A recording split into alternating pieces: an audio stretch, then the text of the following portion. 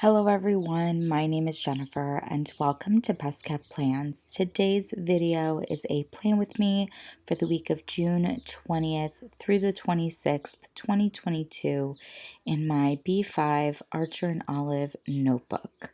If you're interested in seeing that, please stick around.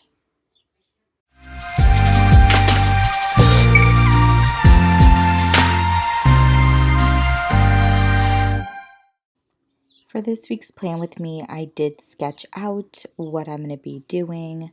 I'm utilizing a bunch of different stamps, all of which you see here.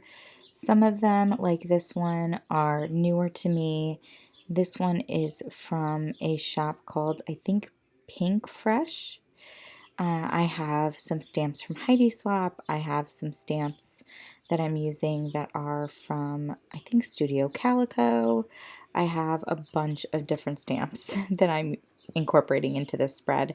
I'm also going to be using a circle stencil, and I will be using some brushes to brush on some distress oxides that I will be using as well. I decided to start out with putting down these two larger florals, one on the left and one on the right side of the spread, and those are going to be like my main deco pieces for the spread. Similar to last week's plan with me, I'm utilizing that box in the top left corner of the spread to basically put what month it is, what week it is, and do some deco. Here I'm now using this antique linen distress oxide to add some color to the florals, and I will be mixing that in with this speckled egg distress oxide as well. And I wasn't necessarily using like a specific pattern or thought process when layering this ink. I just thought it would be a really interesting design choice to do. Putting the ink over the black stamp though did kind of dull the black, and so part of me is wondering if maybe I should have put down my color and blended in my color together and then put the stamp on over it. I could certainly try that next time I attempt a spread similar to this. Next, I'm taking this Hickory Smoke Distress Oxide and I'm using it to put down the days of the week. These stamps are from Heidi Swapp. No, they're not. Everyday Explorers Co., I think. And basically it's a circle and it says the day of the week. You can actually write the date in the circle, which is what I've usually done when I use this stamp. But for this week's spread, I had a bit of a different thought process going on, so you'll see what I do for the days of the dates later on. I did have a little bit of a mess up, not on Saturday, but right here with this final Sunday. I dropped the stamp and it got everywhere and I was really bummed about it, but I decided to put it down correctly and then hopefully use numbers for the days, for the dates, and kind of cover it up a little bit. I also decided to use my distress oxides to basically mark off my work schedule. So I used the antique linen for days that I was in one office and then the speckled egg for days that I was in a separate office. And here I'm using these numbers these are from Heidi Swapp, I believe. No, they're not. They're from Cocoa Daisy. I think they're from Cocoa Daisy to write in the days of the week. So instead of writing them tiny in those circles, I decided to go with these larger numbers instead. So I put all the 2s down first, and then you're going to see me here picking up 0 through 6s to put in the second digits for all these numbers. Now, one thing that I was initially going to do that I ended up not doing, and might go back and do, is I had an intention of using my circle stencil and basically putting a solid colored circle to the left of the larger circle where the day of the week is stamped out, kind of overlapping each other a little bit. So for where it was antique linen, I would do the circle in the speckled egg and then vice versa, just to kind of have it be almost like a three different elements to the date clusters.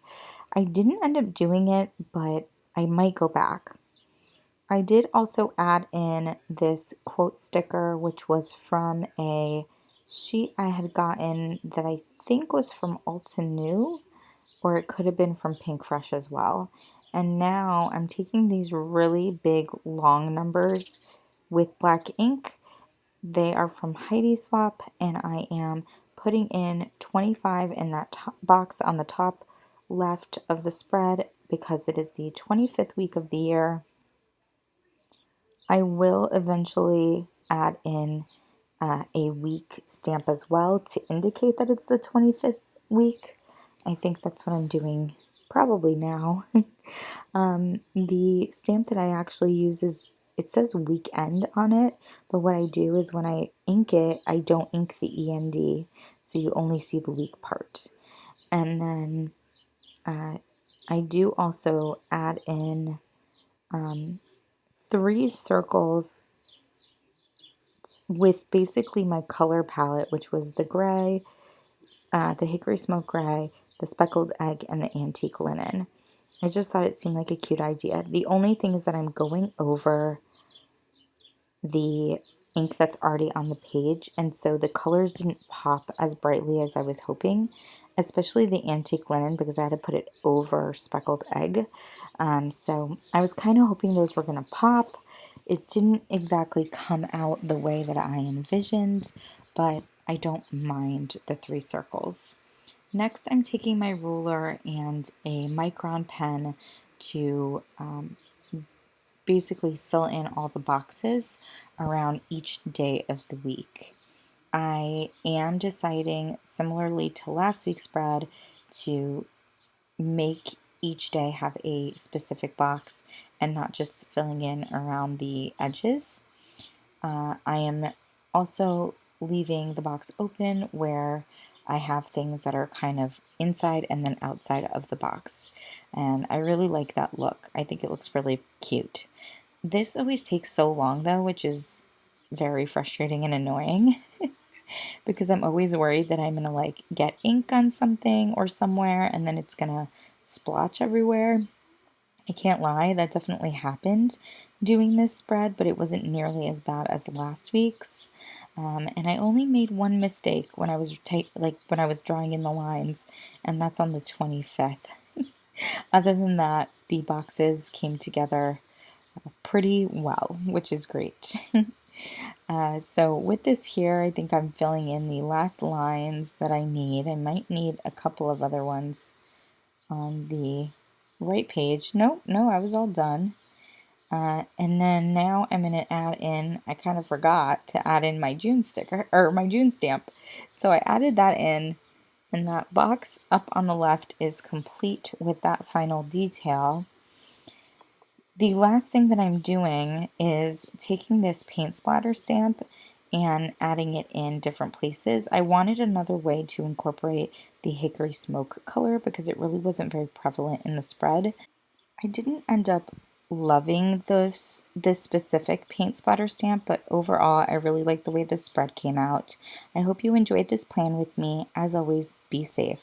Bye-bye.